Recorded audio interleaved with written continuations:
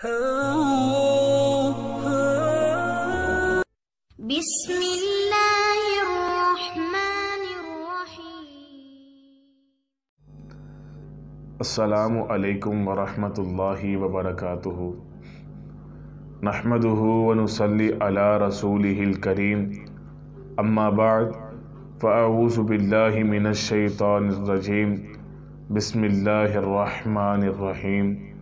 سبحانک لا علم لنا الا ما علمتنا انک انت العلیم الحکیم، صدق اللہ العظیم۔ آج میں آپ سب کے سامنے جس موضوع پر گفتگو کرنے لگا ہوں وہ ہے اختلاف کو کیسے ختم کیا جائے۔ یہ ایک بڑا ہی اہم موضوع ہے، ہماری مختصر سی گفتگو لازمی سنیے۔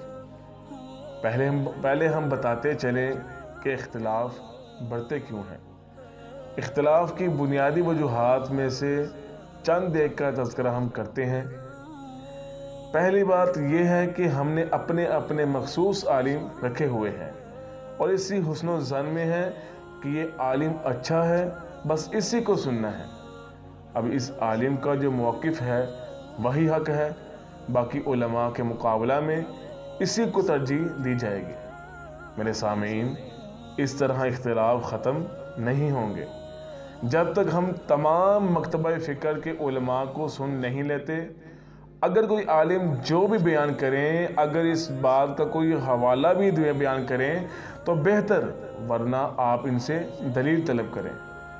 لوگوں میں اختلاف کی وجہ یہی حسن و ظن ہے کہ ہم دلیل طلب نہیں کرتے۔ اب اس دور میں تو ویسے بھی بہت جھوٹی خبریں پھیلی ہوئی ہیں، سوشل میڈیا میں ایسی باتیں بھی پائی جاتی ہیں جن کا حقیقت سے کوئی تعلق نہیں، اور ہم ان کو بغیر تحقیق کے شیئر کر دیتے ہیں، یا قرآن و حدیث کے علاوہ کسی کتاب کے مطابق اپنے عقائد کو ڈھال لینا جس سے عقائد میں خرابی پیدا ہو۔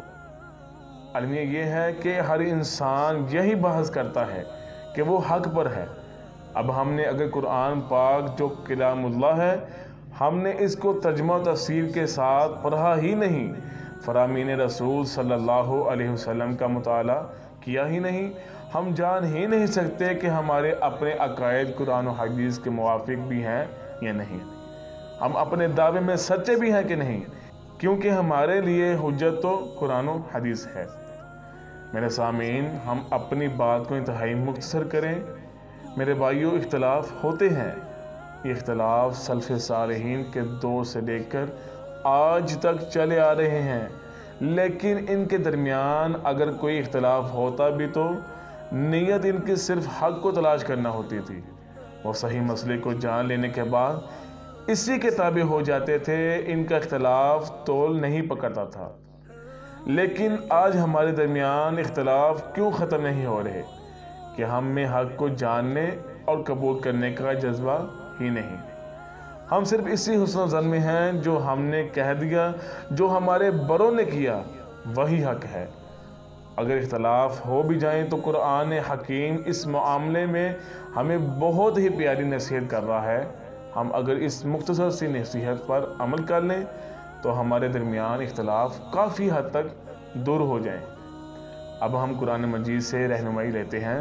قرآن پاک میں سورہ نساء کی آیت نمبر 59 میں اللہ تعالیٰ نے فرمایا، یا ایھا الذین آمنوا اطیعوا اللہ واطیعوا الرسول واولی الامر منکم فان تنازعتم فی شیء فردوہ الی اللہ والرسول ان کنتم تؤمنون باللہ والیوم الآخر ذالک خیر واحسن تأویلا۔ اے ایمان والو، فرما برداری کرو اللہ تعالیٰ کی اور فرما برداری کرو رسول اللہ صلی اللہ علیہ وسلم کی اور تم میں سے اختیار والوں کی۔ پھر اگر کسی چیز میں اختلاف کرو تو اسے لوٹاؤ اللہ تعالیٰ کی طرف اور رسول اللہ صلی اللہ علیہ وسلم کی طرف، اگر تمہیں اللہ تعالیٰ پر اور قیامت کے دن پر ایمان ہے۔ یہ بہت بہتر ہے اور باعتبار انجام کے بہت اچھا ہے۔ اور اسی کے آگے ہی سورہ نساء کی آیت نمبر 65 میں اللہ تعالیٰ فرما رہے ہیں، فلا وربک لا یؤمنون حتی یحکموک فیما شجر بینہم ثم لا یجدوا فی انفسہم حرجا مما قضیت ویسلموا تسلیما۔ سو قسم ہے تیرے پروردگار کی، یہ مومن نہیں ہو سکتے جب تک کہ تمام آپس کے اختلاف میں آپ کو حاکم نہ مان لیں، پھر جو فیصلے آپ ان میں کر دیں ان سے اپنے دل میں کسی طرح کی تنگی اور ناخوشی نہ پائیں، فرما برداری کے ساتھ قبول کر لیں۔ اسی طرح نبی صلی اللہ علیہ وسلم کا فرمان مبارک بھی ہے، پس تم پر میری اور ہدایت یافتہ خلفائے راشدین کی سنت لازم ہے۔ آج ہر موبائل میں قرآن اور احادیث موجود ہیں، ہم اگر ہر مسئلے میں قرآن و حدیث سے رہنمائی لیں تو اختلاف کم ہو سکتے ہیں، کیونکہ اللہ پاک نے قرآن مجید کو سمجھنے کے لیے آسان کر دیا ہے۔ وَلَقَدْ يَسَّرْنَا الْقُرْآنَ لِلذِّكْرِ فَهَلْ مِن مُدَّكِرٍ، اور بے شک ہم نے قرآن کو سمجھنے کے لیے آسان کر دیا ہے، پس کیا کوئی نصیحت حاصل کرنے والا ہے؟ اب قرآن پاک کی کتنی پیاری تعلیم ہے کہ آپس کے اختلاف میں حاکم نبی صلی اللہ علیہ وسلم کو مانے، جو فیصلہ حضور صلی اللہ علیہ وسلم فرما دیں اس کو قبول کر لیا جائے، یعنی جو بھی قرآنی آیت کوئی صحیح حدیث مل جائے اسے تسلیم کیا جائے۔ اب اگر صحیح مسئلہ واضح ہو بھی اگر پھر بھی اس پر عمل نہ کیا جائے تو قرآن پاک ایک بہت بڑی وعید سنا رہا ہے۔ وہ کیا ہے؟ سورہ النساء آیت نمبر 115، وَمَن يُشَاقِقِ الرَّسُولَ مِن بَعْدِ مَا تَبَيَّنَ لَهُ الْهُدَى وَيَتَّبِعْ غَيْرَ سَبِيلِ الْمُؤْمِنِينَ نُوَلِّهِ مَا تَوَلَّى وَنُصْلِهِ جَهَنَّمَ وَسَاءَتْ مَصِيرًا۔ جو شخص باوجود راہ ہدایت کے واضح ہو جانے کے رسول اللہ صلی اللہ علیہ وسلم کے خلاف کرے اور تمام مومنوں کی راہ چھوڑ کر چلے، ہم اسے ادھر ہی متوجہ کر دیں گے جدھر وہ خود متوجہ ہو اور دوزخ میں ڈال دیں گے۔ وہ پہنچنے کی بہت ہی بری جگہ ہے۔ اور اسی طرح سورہ نور آیت نمبر 63 میں اللہ پاک فرماتے ہیں فَلْيَحْذَرِ الَّذِينَ يُخَالِفُونَ عَنْ أَمْرِهِ أَن تُصِيبَهُمْ فِتْنَةٌ أَوْ يُصِيبَهُمْ عَذَابٌ أَلِيمٌ۔ جو لوگ حکم رسول کی مخالفت کرتے ہیں انہیں ڈرتے رہنا چاہیے کہ کہیں ان پر کوئی زبردست آفت نہ آ پڑے یا انہیں دردناک عذاب نہ پہنچے۔ اب ان دو آیات کا مفہوم آپ بھی سمجھ گئے ہوں گے کہ جب قرآن کا فیصلہ نبی صلی اللہ علیہ وسلم کا فرمان آ جائے پھر کسی کی بھی رائے نہیں چلے گی۔ اگر صحیح مسئلہ واضح ہو جائے آگے انسان پھر اپنی مرضی کرے تو وہ اس قرآنی وعید میں آ جائے گا۔ اس لیے اگر ہم قرآن و حدیث کو پس پشت ڈال دیں گے تو ہم گمراہی کی طرف گامزن رہیں گے۔